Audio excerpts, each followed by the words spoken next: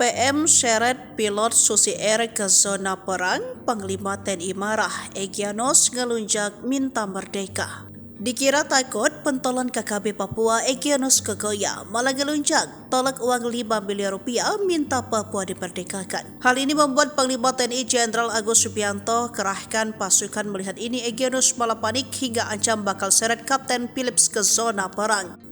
Pilot Susi Air berkebangsaan Selandia Baru disandra sejak 7 Februari 2023 lalu itu seolah menjadi Kapten Philips menjadi tameng. Dia akan melepas Kapten Philips jika Indonesia memberikan Papua kepada mereka sebagai barter. Namun Indonesia tak akan melepas wilayah Papua sehingga ada isu mereka menawarkan uang 5 miliar sebagai barter untuk Kapten Philips. Kepala Dinas Penerangan TNI Angkatan Darat Brigjen TNI Kristo Mesianturi mengatakan pihaknya masih bernegosiasi dengan OPM dan menunggu perintah dari Panglima TNI. Diketahui pemerintah Kabupaten Duga sempat menyiapkan uang 5 miliar untuk membebaskan pilot Susi Air Kapten Philip Martins. Namun belakangan OPM pimpinan Egyanus Kogoya itu membantah meminta uang 5 miliar untuk membebaskan pilot Susi Air Kapten Philip Martins. Egyanus mengatakan pihaknya hanya meminta kemerdekaan dan bukan uang maupun senjata seperti diberitakan di media massa. Saya tangkap pilot tidak minta uang, saya hanya minta kemerdekaan, hanya satu itu saya tangkap, tegasnya.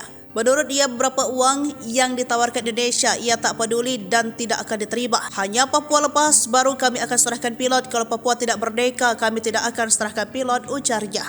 Sementara itu, Panglima TNI Agus Subianto akan tindak tegas. Tindakan OPM tak hanya melakukan teror tetapi melakukan hal yang tidak sepatutnya kepada nakes dan guru serta pembunuhan terhadap anggota TNI Polri. Ini sudah melewati batas pelanggaran HAM. Upaya Panglima TNI ini didukung oleh Ketua MPR RI Bambang Susatyo dan akan pasang badan agar TNI menghadapi OPM.